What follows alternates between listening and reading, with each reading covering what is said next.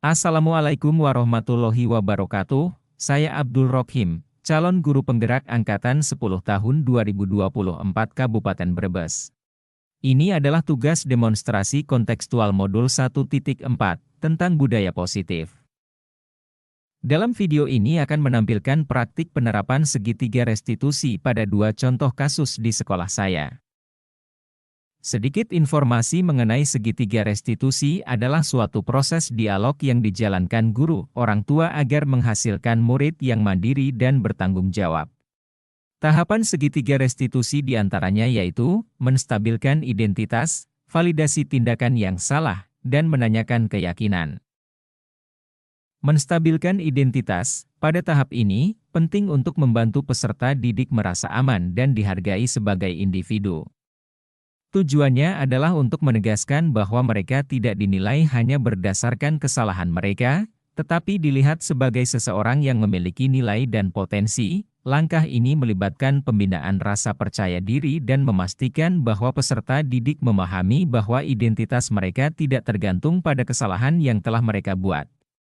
Validasi tindakan yang salah. Tahap ini melibatkan pengakuan dan validasi bahwa tindakan yang dilakukan adalah salah tanpa menyalahkan atau menghakimi peserta didik secara berlebihan.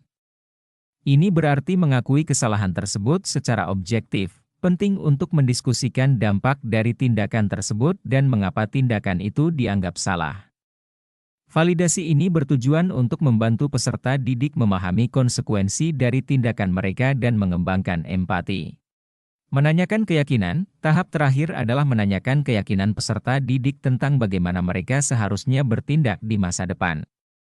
Ini melibatkan diskusi mengenai nilai-nilai dan prinsip-prinsip yang mereka anut dan bagaimana mereka dapat menerapkannya untuk memperbaiki kesalahan. Dengan menanyakan keyakinan ini, peserta didik diajak untuk refleksi diri dan merumuskan rencana perbaikan berdasarkan pemahaman dan komitmen mereka sendiri. Melalui tiga tahapan ini, segitiga restitusi membantu peserta didik untuk tidak hanya memperbaiki kesalahan mereka tetapi juga memperkuat karakter dan integritas mereka, sehingga mereka dapat kembali ke kelompok dengan pemahaman yang lebih baik tentang diri mereka sendiri dan tindakan mereka. Kasus 1, Trianti terlibat dalam kasus pembulian terhadap nama orang tua temannya di kelas. Berikut ini adalah skenario penerapan segitiga restitusi dalam menangani kasus tersebut. Mari kita simak bersama-sama. Trianti, ada laporan dari beberapa teman sekelas kamu bahwa kamu itu terlibat pembulian terhadap nama orang tuanya Silvi. Bisakah kamu menjelaskannya? Iya Pak, saya ikut-ikutan bergabung dalam lucu itu. Saya merasa ikut-ikutan lucu saat itu. Pak Guru mengerti. Lalu, bagaimana perasaanmu sekarang atas kejadian tersebut? Saya merasa menyesal dan sadar bahwa itu tidak harus dilakukan. Baik, Pak Guru memahami perasaanmu. Memangnya, apa sih yang kamu lakukan dalam pembulian tersebut? Saya ikut-ikutan mencela nama orang tua Silvi bersama teman-teman yang lain. Oke, paham. Apakah kamu menyadari dampak dari tindakanmu itu pada perasaan Silvi? Iya Pak, saya menyadari itu sekarang dan saya menyesalinya. Bagus, kamu sadar akan kesalahanmu dan bersedia memperbaikinya. Sekarang, mari kita bicarakan tentang keyakinan kelas kita, tentang saling menghormati antar teman. Apakah kamu menganggap itu penting? Iya Pak, saling menghormati antar teman sangat penting. Baik, jadi setelah kamu menyadari bahwa kamu telah melanggar keyakinan kelas kita, apa yang menurutmu harus dilakukan dalam situasi seperti ini, Trianti? Saya harus meminta maaf kepada Silvi dan memastikan bahwa saya tidak akan terlibat dalam tindakan semacam itu lagi. Ya, itu sangat baik. Apakah kamu bersedia melakukannya? Iya Pak, saya bersedia. Baiklah, Bapak harap kamu bisa belajar dari kesalahan ini dan bertindak sesuai dengan nilai-nilai keyakinan kelas kita. Kamu bisa mulai dengan meminta maaf kepada Silvi dan memastikan bahwa tindakan semacam itu tidak akan terulang lagi. Terima kasih Pak, saya akan melakukannya. Sekarang kamu kembali ke kelas ya. Baik Pak, Assalamualaikum. Saya merasa penerapan segitiga restitusi sangat membantu karena saya merasa dimengerti dan didukung tanpa langsung dihakimi atau dihukum.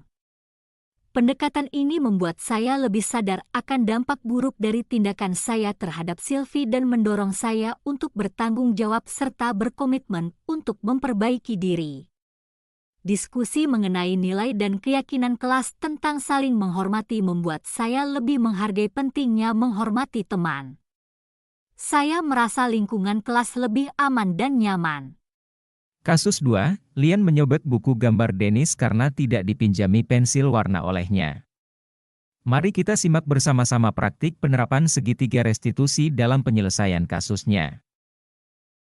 Lian, ada laporan dari ketua kelas bahwa kamu menyobek buku gambar milik Dennis. Apakah kamu bisa menjelaskan apa yang terjadi? Iya Pak, saya merasa kesal karena Dennis tidak mau meminjamkan pensil warna saat saya meminta. Jadi saya merasa marah dan menyobek bukunya. Pak Guru mengerti. Lalu apa yang kamu rasakan sekarang? Saya menyesal atas apa yang saya lakukan Pak. Saya seharusnya tidak melampiaskan emosi saya dengan cara seperti itu. Jadi, kamu menyobek buku gambar Dennis karena dia tidak meminjamkan pensil warna? Iya Pak, saya kesal dan merasa tidak adil.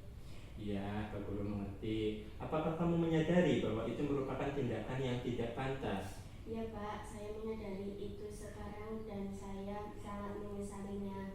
Bagus, kamu sadar akan kesalahanmu. Di sini, mari kita berdiskusi untuk mencari solusi untuk memperbaiki masalah tersebut.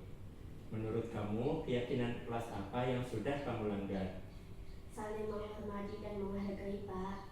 Ya betul, saling menghormati antar teman itu penting tidak untuk kamu?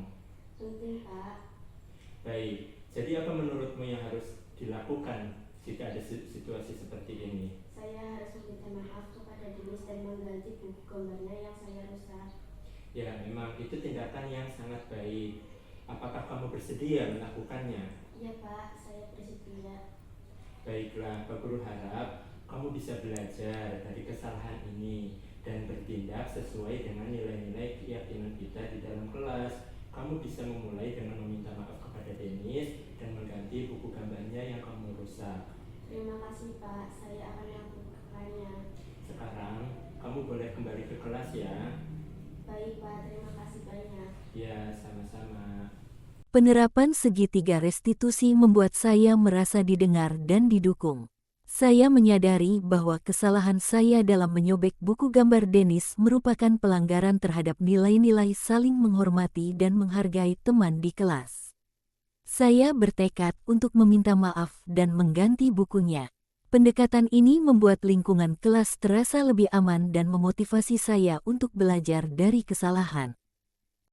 Demikian video praktik penerapan segitiga restitusi yang telah saya lakukan. Terima kasih. Semoga bermanfaat dan dapat menginspirasi kita semua dalam menerapkan budaya positif di sekolah. Saya Abdul Rohim, salam guru penggerak, tergerak, bergerak, menggerakkan, wassalamualaikum.